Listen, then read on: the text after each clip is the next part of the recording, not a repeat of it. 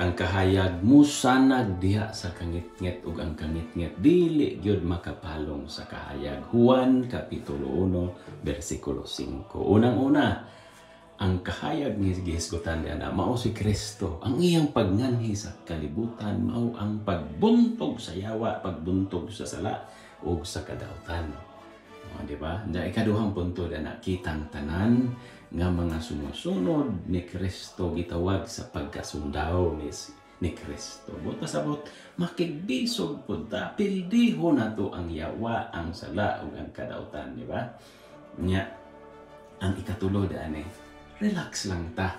Diha uban sa ato ang pagtuo, pagsalig sa Ginoo. Kaysa Ezekiel kapitulo 14 bersikulo 14, ingon man diha nga ang Ginoo makigbisog pod para nato. Mao na nga pildiho nato ang kadautan.